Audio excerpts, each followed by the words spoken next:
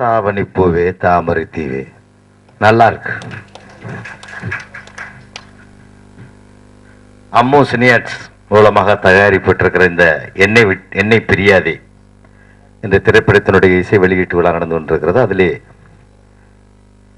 என்னையும் அழைத்ததற்கு மிக நன்றியை தெரிவித்துக் கொள்கிறேன். அது மட்டுமல்லாமல் இங்கே வருகை தந்திருக்கிற திரைப்படத்துறையிலே மாபெரும் புரட்சி ஏற்படுத்தி தமிழகம் எங்கும் இருந்து திரைப்படத்திலே எப்படியாவது முன்னேற வேண்டும் என்று வருகிற இளைஞர்களை எல்லாம் ஊக்குவிக்கின்ற ஒரு இருப்பிடமாக, ஒரு வேடந்தாங்களைப் போல பல ஊர்களில் வந்த பறவைகள் எப்படி ஒரு வேடந்தாங்கல் தங்குகிறதோ அதை போல சூப்பர் உட் நிறுவனம் எத்தனையோ பேர்களை உருவாக்கி இருக்கிறது. எத்தனையோ படங்களை எடுத்திருக்கிறார்கள்.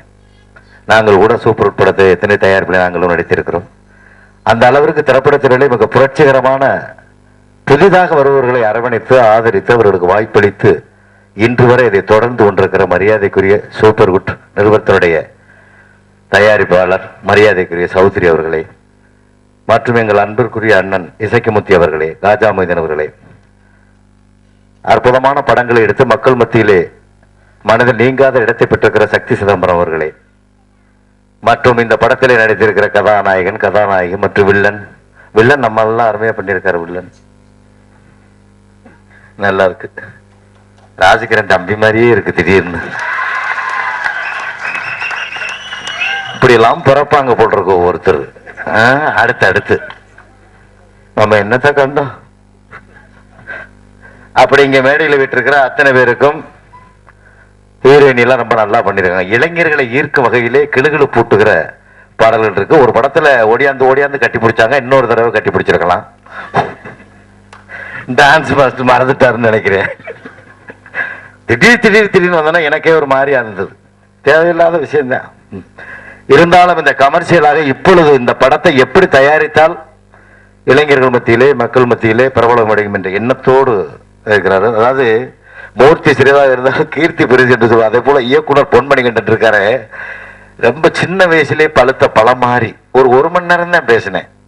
ரொம்ப அழுத்தம் திருப்பமா கண்டிப்போடு இப்பவே இப்படி இருந்தா நான் 10 வருஷம் சென்று என்ன ஆகும், என்னப்பா ஆகும். அழுத்தமான ஒரு அறிவுபூர்வமான ஒரு பேச்சாளர், திறமைசாலி.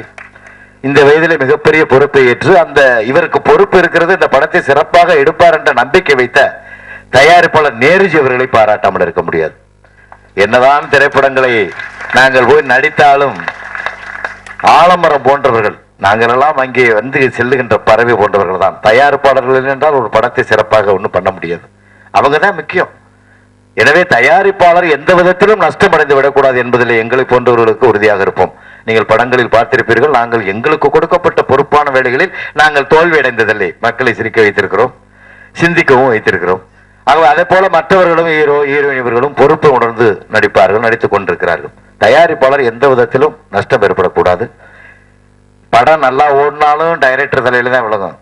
அவன் சரியில்லையாவே அப்பவே நினைச்ச ஸ்கிரிப்டே சரியில்லை முதல்ல ஆமாங்கிறது.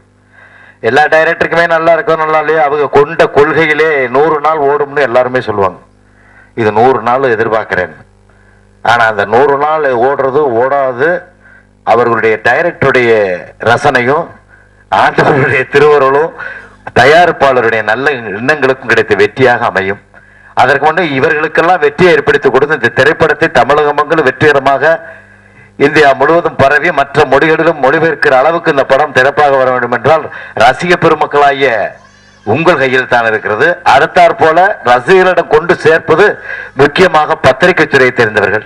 அவர்கள் இல்லை என்றால் எந்த படமும் கொஞ்சம் திணறித்தான் இருக்கணும். கோடம்பாக்கம் பிரிட்ஜில் லோடு எத்தனை லாரி மாதிரி ஆகி போயிடும்.